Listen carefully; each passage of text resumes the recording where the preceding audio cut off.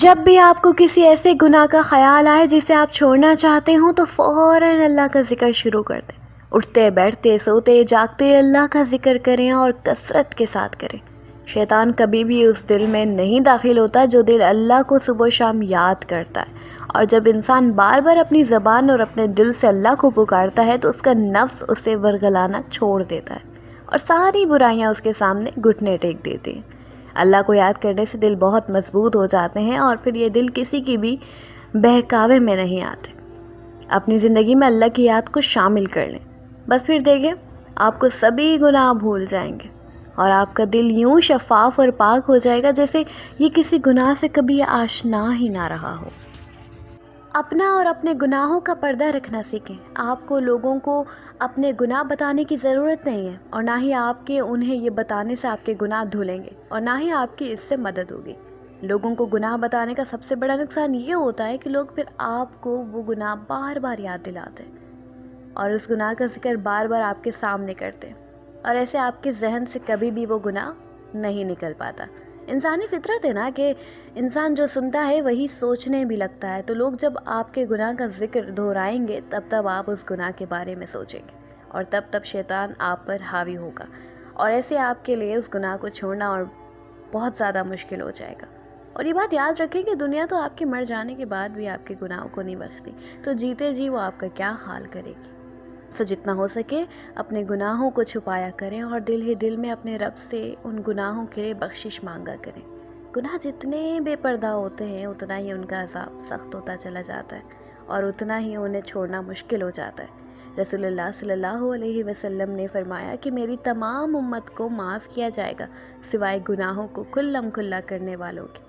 اور گناہوں کو کھلم کھلا کرنے میں یہ بھی شامل ہے کہ ایک شخص رات کو کوئی گناہ کا کام کرے، اس کے باوجود کہ اللہ نے اسے گناہ کو چھپا دیا، مگر صبح ہونے پر وہ کہنے لگے کہ اے فلاں میں نے کل رات فلاں برا کام کیا۔ رات گزر گئی تھی اور اس کے رب نے اس کا گناہ چھپائے رکھا، لیکن جب صبح ہوئی تو وہ خود اللہ کے پردے کو کھولنے لگا۔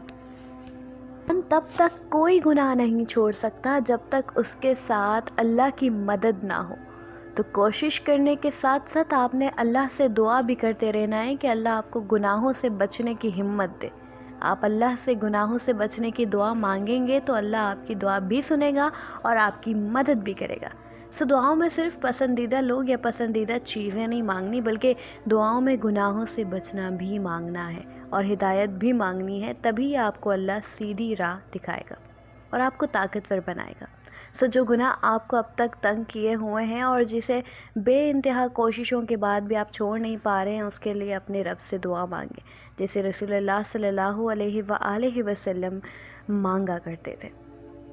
اے اللہ، ایمان کو ہمارے لیے محبوب بنا اور اسے ہمارے دلوں میں مزین کر، اور کفر، بے حیائی اور گناہ کو ہم سے ناپسندیدہ بنا اور ہمیں ہدایت یافتہ بنا۔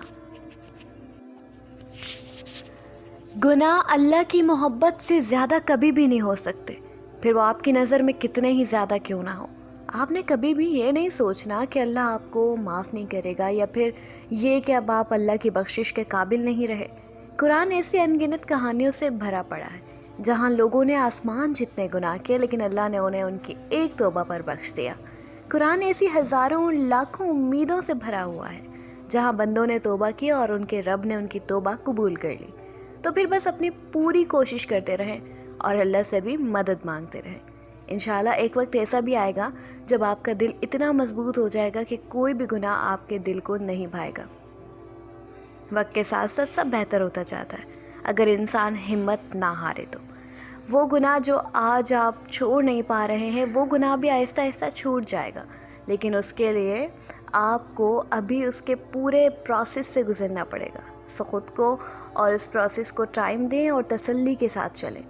خود پر اس پروسیس کو حاوی نہیں کرنا بلکہ تحمل اور آہستگی کے ساتھ اس سے گزرنا ہے، پھر ہی آپ کو اس کے اچھا رزلٹ ملے گا۔ اللہ ہم سب کو معاف فرمائے اور ہمیں گناہوں سے بچنے کی ہمت اور توبہ کی توفیق دے۔